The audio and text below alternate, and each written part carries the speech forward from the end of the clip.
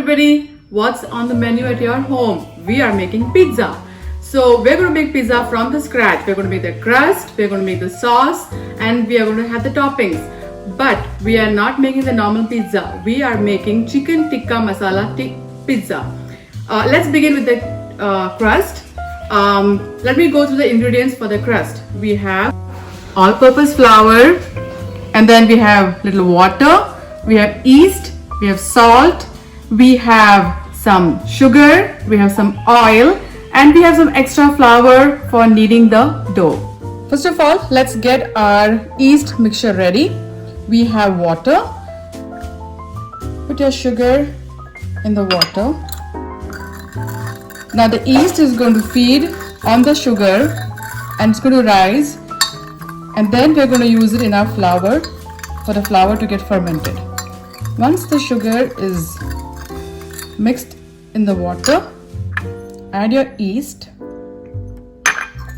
mix it and let it rest for like 10 minutes.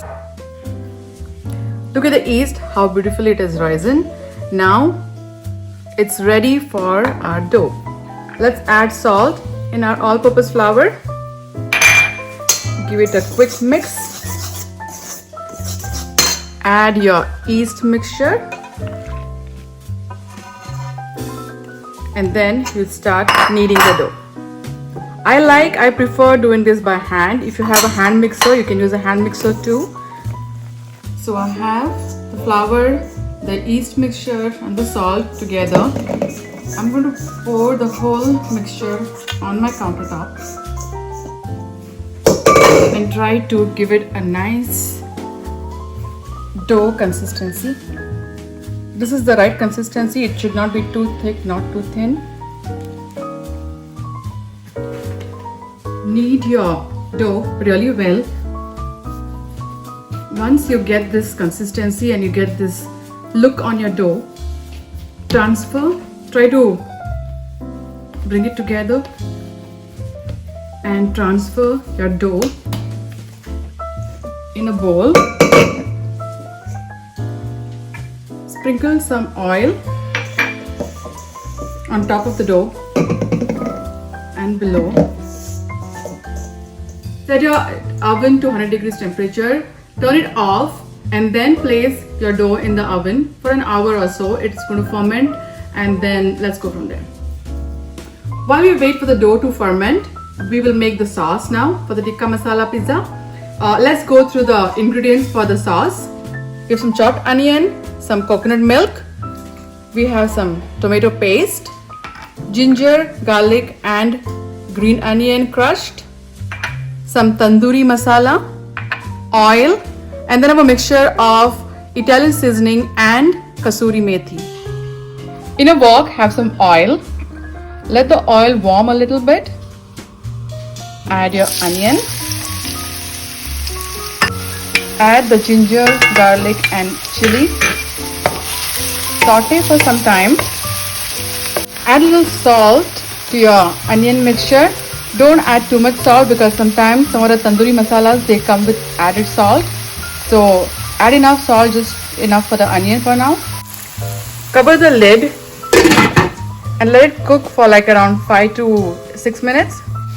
When the onion is nice and brown, add the tomato paste, coconut milk,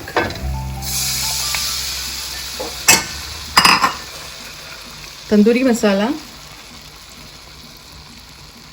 Mix it well and let it cook for around 5 minutes. Here I mixed my sauce well and I'm going to wait till it cooks for another 5 minutes. If your tandoori masala has salt already in it, then you don't need to add additional salt. I didn't have to use additional salt because my tandoori masala had salt in it. If you like it a little spicier, you may add a little chili powder too. I had some green chilies added in the beginning of the process, so I didn't add additional chili powder, but it's up to your taste. If you want extra spicy, you can add some chili powder and let it cook for like 5 minutes. Once the sauce is cooked, I'm going to add my kasoori methi and the Italian seasoning mixture. Give it a quick stir. So we have our dough fermenting. We have the sauce ready. Now let's work on our toppers, pizza toppers.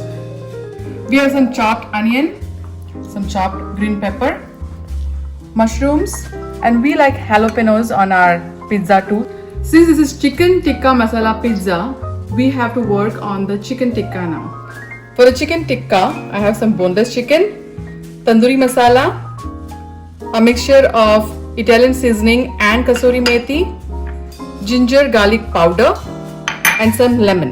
I'm going to add this up to my chicken and let it marinate for like around half an hour. So here I have my chicken marinated. If you want it spicier, you may add a little chili powder on the top. I like my tandoori, my tikkas just the way it is. That's why I didn't add extra chili powder. This is how our dough looks after being fermented. Oh, look at that. It really rose very well. Try to get all the air out of the dough. Get it on the counter table. Don't knead it too much. Just make small portions. If you want one big pizza, you can use this whole dough. But if you want to make small pizzas, cut them into 3 portions or 4 portions or 2 portions, however you like it. Lightly grease it with some oil, and then let's start working on our crust. We have a small portion of our dough here. Use some flour so that it doesn't stick to your countertop.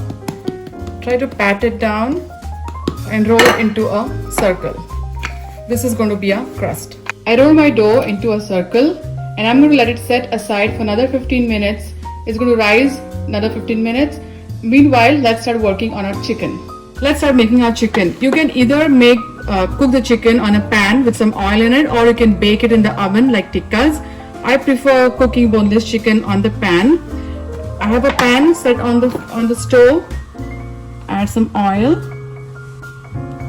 Let it warm, and then start adding your chicken.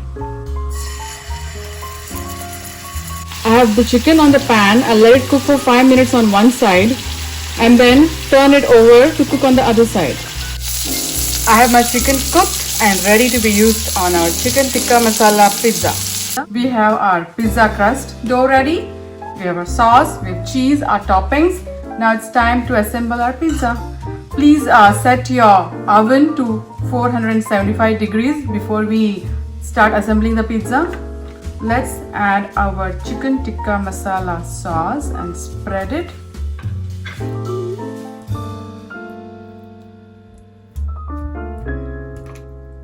Add a generous amount. Add some cheese, the toppings, add some more cheese on the top, and we are set to pop this in the oven for maybe 10 to 15 minutes. Our pizza is out of the oven and now we're ready to eat it. Please subscribe to my channel for future recipes. Till then, goodbye.